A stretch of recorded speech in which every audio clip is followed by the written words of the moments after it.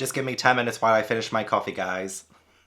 My One Piece Odyssey doth continue. I know it's been a little while since I last did a dedicated One Piece video on my channel. Ever since catching up with One Piece last August and I did my entire reading through One Piece for the very first time video series, my sort of One Piece content landscape kind of changed. And I kind of knew that would happen as soon as I've caught up with One Piece. I've given all of my thoughts and feelings on everything up until this point that, you know, viewers would kind of move on and, you know, I've had my moment. So I did a couple more One Piece videos after that didn't really like stick, which is fine. I still loved reading the One Piece Aces story for the first time. I loved going through my top 10 One Piece characters. So I still want to make like One Piece content, but for the longest time I was like, well, what can I do that will keep me involved in the One Piece community? And I do read all of the chapters when they come out weekly with my channel members, but I still wanted to do One Piece on my channel because honestly, guys, it is my favorite story ever. That is official now. It is official. I still buy One Piece stuff every single week. I'm all caught up with collecting the physical volumes. I'm up to volume 105 in English. I'm still buying the One Piece cards. I'm still giving Oda all of my money. I want him to take it. But I still had to prioritize my channel, and if something isn't working, then I do like try and like change things and just do some things differently. So that is why I'm doing this video today. I want to start doing a sort of quarterly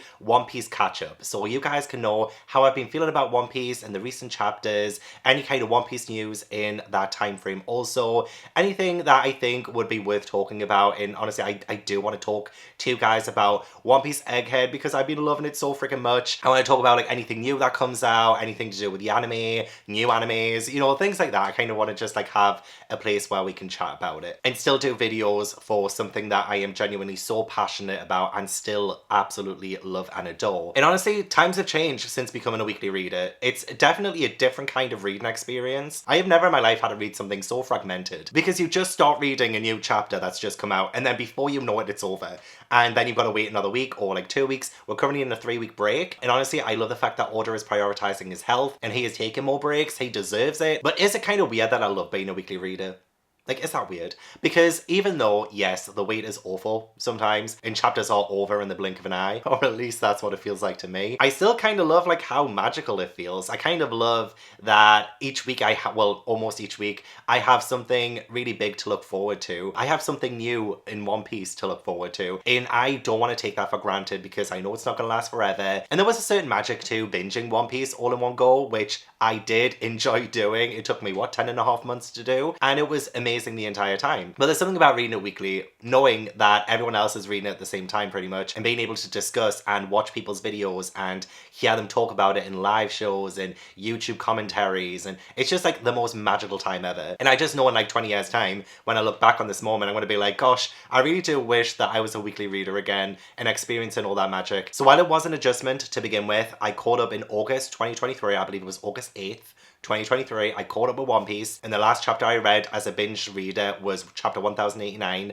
and then chapter 1090 was my very first weekly chapter, and I have appreciated every single chapter since. It has been such an amazing experience, and it really made me feel like I was part of the community. I know I'm a little bit quiet on my channel with doing content and stuff, but I am very much involved in watching everyone, binging everyone else's videos, reading One Piece and rereading One Piece.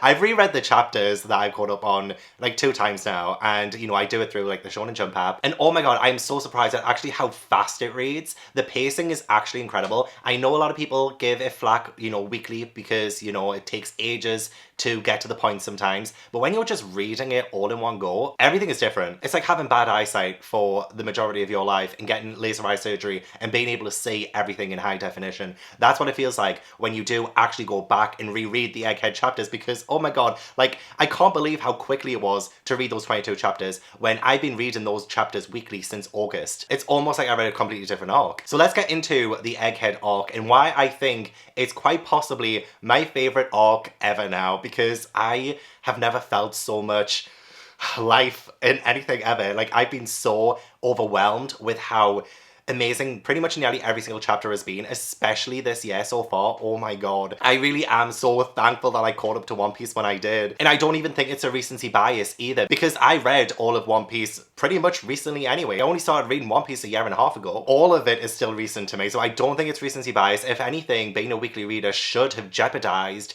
my feelings towards Egghead, because I managed to read all of Wano, for instance, in one go. And so I read every single other arc the way it's meant to be read. And currently Marineford is my favorite arc of all time. When Egghead finishes, it very well might overtake Marineford. But at the minute, because of the story and because of how much I'm emotionally involved with what's going on with the characters, I don't know if anything can ever top it in anything ever. Like, that's how much I feel right now. And I know that's probably coming across as really silly. Like, oh, come on, Gavin. But like, seriously, I have never been happier.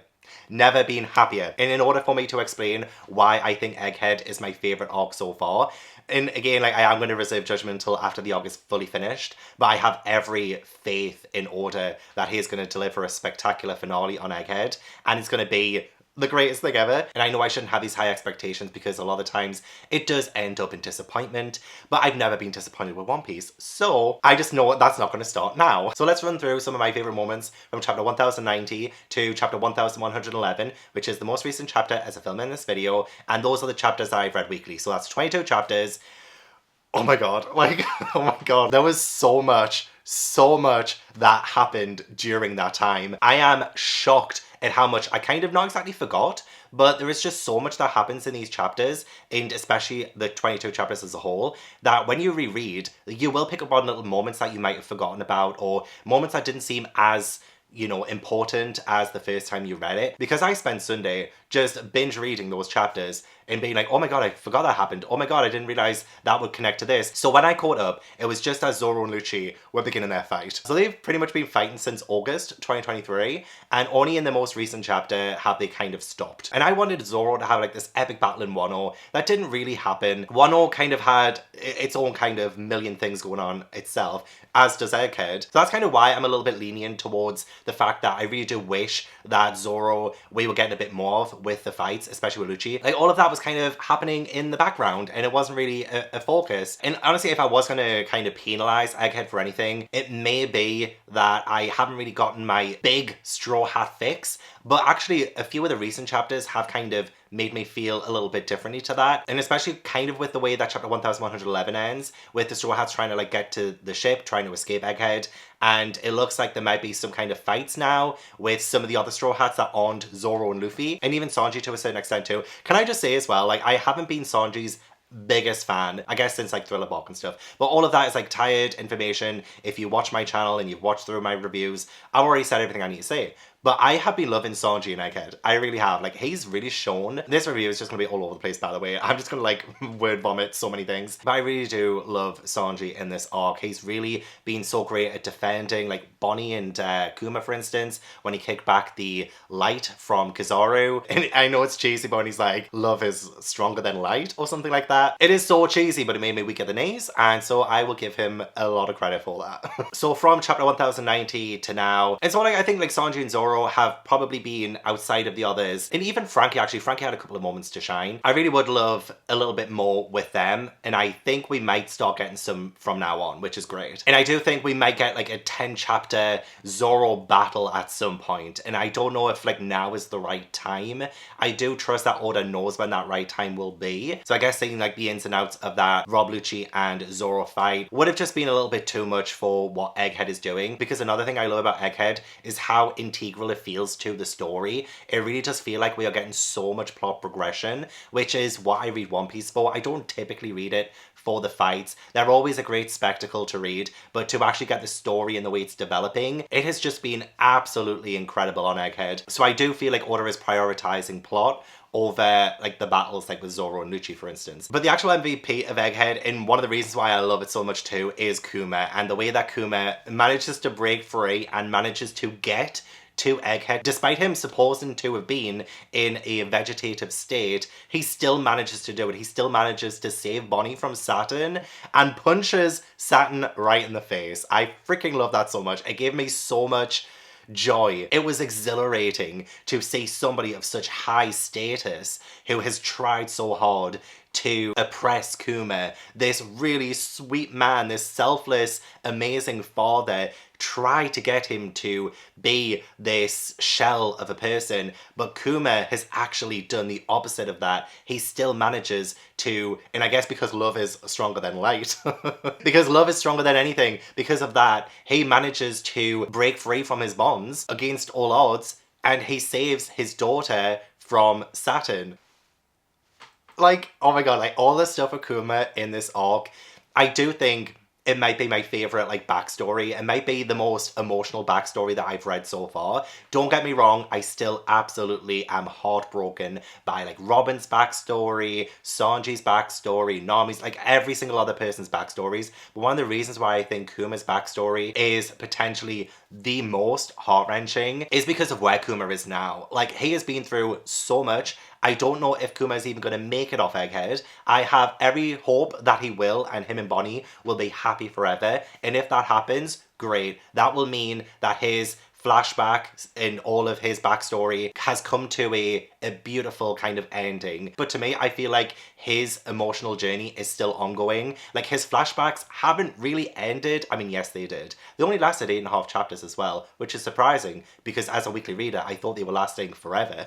But actually, it was only like 8.5 chapters, and we got so much in that time period, and it doesn't feel like his trauma is over. It's still ongoing. Whereas, I mean, of course, like Robin with her losing her family, and she's still trying to find out about like the Void Century and stuff like that, but Robin has found a place to belong. Robin has found friends. I feel like she is in a place where, you know, she is like really, really happy. She's kind of been rewarded now with her friends, with the Straw Hats and what she's doing right now. But Kuma, it doesn't feel like it's over, and it isn't over. He is still trying to save Bonnie. What we started in those flashbacks is still ongoing, and I know he can still like argue that with like Robin's and Sanji's and stuff, but because Kuma's been through, oh my god, like so much that is still ongoing, and he still hasn't got really like a happy ending or any kind of like happiness really. I mean, yes, he is reunited with Bonnie, but like what does he actually know? Like, what can he understand? I really want to know more about Kuma's current state, and if he's even going to make it out of there. The entire Kuma flashback sequence, oh my god, like even just to have him starting off with like his mum and dad, and his dad having to tell him, oh, you know, your mum's gone to heaven now, and like, oh my god, that was like so heartbreaking. And then when, you know, his dad is trying to cheer him up and stuff, and then the fucking Celestial Dragon shoots his dad right in front of him and kills him.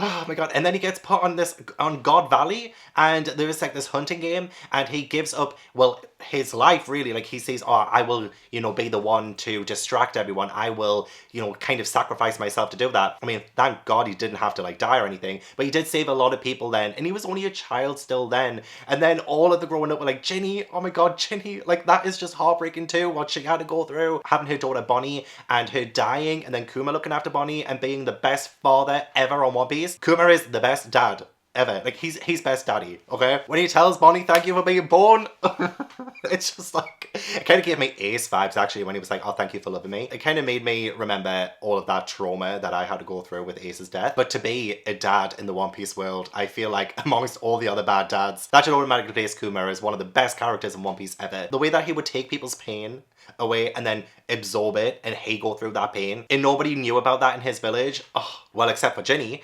And of course, like we see where Ginny ended up. Oh, he has been through goddamn hell. Goddamn hell. That before, you know, Bonnie having the disease with the crystals that Ginny had, and Kuma taking her like Vegapunk and stuff like that, the way that he just gives up his life for her. He agrees to giving up his will to allowing Vegapunk to make these pacifistas in his image, and doing all of that for a child that isn't his by blood, but it is his by love. Best character ever. Despite him witnessing his father's death, despite him being told his mother died, despite Ginny, his love dying, and the fact that he didn't even want to marry, like she says, oh, will you marry me? And he's like, no, because he remembers what happened with his mum and his dad. He stopped himself from being happy to make other people happy. He's sacrificing himself every single bloody day in more ways than just one, in more ways than just giving up his free will. He gives up his emotions, he gives up his love, absolutely everything in order for every single person around him to not feel pain, to live. He's just the best. I don't know how to explain and even begin to describe like how much he has been an absolute force to be reckoned with. And I love the fact that Oda has shown us just like how powerful that love is, that despite him supposed to have been in a vegetative state, that he is in Egghead right now saving his daughter. I honestly, if he dies, I'm gonna cry my freaking eyes out. And despite everything he's been through, he is still an angel. He is still giving up everything for other people around him. The way that he even protected Luffy and the Straw Hats in Sabaody Archipelago, I think when he realized that Luffy could be Nika, when he goes to East Blue and he sees Luffy like very briefly, and he kind of connects the dots and he sees just how important Luffy will be in order to like save the world essentially. And so yeah, the way that he comes across them in Thriller Bark is shown, the way that, you know, he ends up saving them and he's like, oh, you guys aren't strong enough yet, sends them off to all the different islands to train up for those 2 years in Sabaody Archipelago. All of that stuff being explained and explored, seeing all of the places that you go to in the flashbacks too. Oh my god, like that was like, I think my favorite flashback sequence ever. Kuma's optimism, Kuma's love, it's just bigger than anything in the One Piece world right now that's trying to oppress him. It's bigger than the world government trying to oppress him and turn him into a slave, a mindless slave. All of those themes and messages and morals that we're learning from Luffy as well is like solidified in Kuma. It's solidified in those flashback chapters in where we've got to now. And I also love Bonnie's development too. Like, she is such an interesting character. I didn't write her off before, but I wasn't sure if I would love her. I thought she might be a little bit of a pain in the ass to begin with. She's not. She obviously isn't. But you do really feel so much strong emotion from her, and seeing her like grow up with her dad and them, you know, being separated, her not really fully understanding what Kuma is doing and like why there is so much distance because he's like trying to save her life, like not really fully understanding what he's had to go through until she sees his memories. And the fact, oh my god, when he was writing all those letters and she never got them because of feckin' Alpha, and Bonnie's like, does he not remember it's my 9th birthday kind of thing? Oh my god, a bond between a parent and a child. It's just intense. It is so intense. And it just only ended up making the reunion between Kuma and Bonnie that much more amazing. And I love the reunions in Egghead because we also have Luffy and Usopp with like the giants. Oh, you really do feel like endgame vibes now. Like, you really do. And it kind of makes me sad, but, you know, I want all these reunions. I want to feel what I feel when these people reunite after so long. But yeah, Bonnie is like such an enigma. I love her powers. What sort of like she can transform into any like possible future kind of thing. So like she was able to use like a Nika power for a second. That was incredibly cool. And it also shows the power of imagination too, which is something I've loved about One Piece, is like the power of the imagination. And if you believe anything is possible kind of thing, and the way that sounds like your powers are weakening because your hold on reality is getting stronger than your imagination. So I kind of love that because Luffy is kind of the embodiment of imagination. Him and his Gear 5 powers is just defies logic, defies all boundaries of reality, and again just like inspires so much hope and happiness in so many people. Like, he's putting the joy in Joy Boy. Him making that baseball bat in the previous chapter was so funny. The baseball bat, the cap, batting it away was so Tom and Jerry, so Looney Tunes. It just made me chuckle so much, which is so needed when everything else is burning and going down to the ground around us. We kind of need those moments of levity and joy in order to feel happy, I think. I mean, I love the suspense. I love how scary Egghead has been. As soon as Saturn touched down on the island in all that smoke and he's like his original kind of like monster form, which again, like, I'm still like trying to wrap my head around and understand and study what the elders actually are. All of that was freaking intense and terrifying. I feel like the elders are like some of the like the final bosses, aren't they? Like, they are, you know, so high up, they are so powerful that it does feel like they will be in our way in order to get to our final goal and stuff. So like, to have all of them on the island now when we only had Saturn to begin with and then the other four come, oh my god. Honestly, I wet myself. I'm not even ashamed to admit it. I literally peed my knickers. It was that scary. And that again is one of the reasons why I absolutely love the Egghead Arc, is because it really does feel like the plot with like the world government, with what we're trying to achieve, is really pivotal. It feels important, like everything feels important. With Vegapunk too, like, oh my god, is he dead? Is the fact that he died why the 10-minute timer has started on this message that's apparently going to tell them the truth about the world? Oh my god, I'm like, all of that feels so important and crucial to the story. And Oda did such a fantastic job with building Vegapunk as a character too. We always felt like this kind of elusive person for so long. We've heard about him, we've heard his name, we know how smart he is and how amazing he is, but like, we never really got to see him until Egghead. And like, now I feel so attached. And when he first got impaled by Saturn, oh my god, my heart was in my mouth. I actually cared about him. The way that he was so empathetic towards Kuma as well, the way that he managed to do some fail saves, he managed to make Bonnie higher on the authority chip so that she would never get killed by her dad in any form, was so incredible of him. He is a true MVP, and I will be so sad if he actually is dead, dead, dead. I feel like so many people have already told me that yes, he is dead, because otherwise the message wouldn't start, but I'm also still a little bit hopeful. But I care for Vegapunk, and I never expected to. So I personally don't really mind about the whole 10-minute timer thing, because there is so much happening on Egghead right now. Literally, Carabao is now going off to the Blackbeard Pirates. What the fuck? And he knows everything too. Oh god, I hate him so much, but I kind of low-key respect him too. Luffy is Luffying. You know, I still absolutely adore Gear 5. I love what it's doing to the story. I love how we're breaking boundaries of reality. I love how much joy he brings me still to this day. The freaking Iron Giant waking up too. Sorry, Joy Boy, why, what you done? What have you done? It sounded like Zoe. It sounded like Zanisha. And I'm just like wondering what the hell happened. And with this 10-minute timer thing about to pop off, I think there's 6 minutes left after chapter 1111, I think. So like there's still like plenty of time for lots of stuff to happen. And that's exactly what's been happening. There's just so much happening right now that we need this 10-minute timer because there's just so much. I'm so distracted by the story. I'm so distracted by everything that's going on. With the elders touching down, with them taking out the pacifistas, with Lucci begging one of the elders not to kill Kaku. That's quite emotional and quite sad. I kind of hope Kaku lives. The Buster Call and all the Marines and yeah, the Iron Giant walking around now. The Giants arriving in Egghead and they're like, oh my god, Luffy, he's off-round.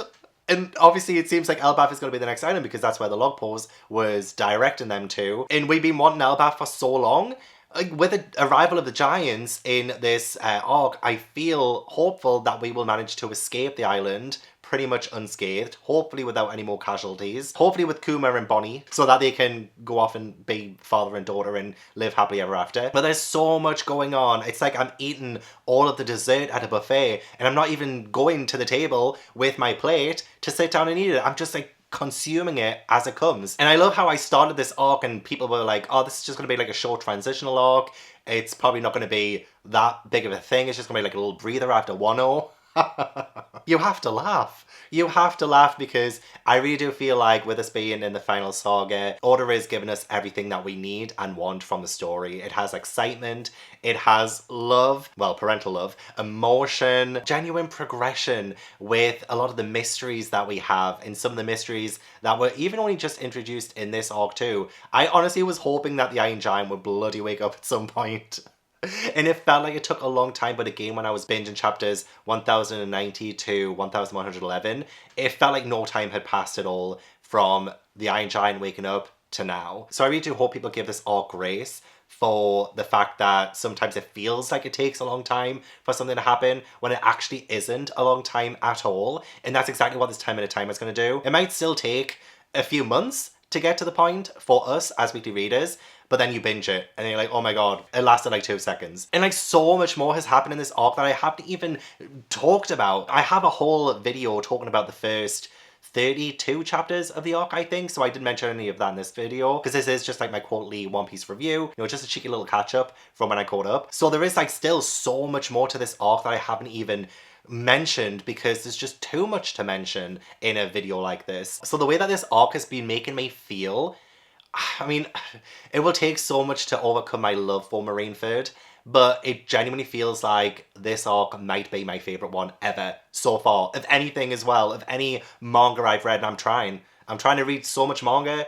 I'm reading Dragon Ball at the minute. I'm making my way through a lot of manga because I'm obsessed. What can I say? I'm obsessed. And One Piece is to thank for that. But Egghead is on track to be my #1 arc. And what I've just mentioned is just a little bit of why. But I don't think anything can overcome how I just feel about it. Okay, it just makes me happy. It makes me excited. It makes me so thankful to be a One Piece fan right now. I've also been watching the Egghead arc on the anime too. Whenever Netflix has put on a new episode, I've tuned in, I've watched it. I have watched it up to episode 1094, so I do have 1095 to 1098 to catch up on as to filming. But I do like to binge the anime every few weeks. And I love it. I think the pacing of the anime is pretty good. I really like the animation style. I think that's awesome. I love the opening. Are you kidding me? The opening is phenomenal. The song, the animation of the opening, even the ending song too, I really adore. I genuinely believe that we are in peak One Piece right now, and there is absolutely no way that anyone's going to change my mind about that. I'm sorry.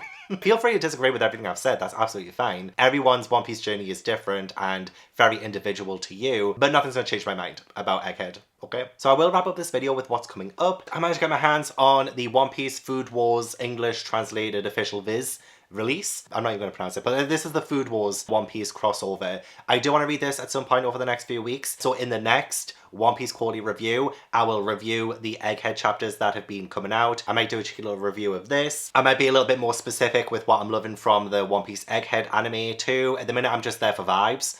I'm just there for vibes and a recap of the early chapters. And so far, it's been great for that. And there should be less chapters that I will cover in the next quarterly review too. Probably only about like 6 or 7, I don't know. It does depend on how many breaks there are. But this video had a lot to cover. It had a lot of chapters to cover. So I do hope you end up sticking around for that. But that's the end of the video. Thank you so much for watching. I really appreciate it. Don't forget to leave this video a like if you enjoyed it and subscribe if you haven't already. Leave all the comments down below. Let me know what you thought of the video. Let me know what you think of Egghead, whether it's in the manga or in the anime. I would love to hear your thoughts on the entire arc. Do you love it? Do you hate it? Tell me everything. Just don't break my heart, okay? I want to give a huge thank you to my patrons and my One Piece channel members for supporting my channel. If you'd like to join my Patreon or my One Piece channel membership, then all the links are down in the description box. But yeah, I hope I will see you in the next video. Bye!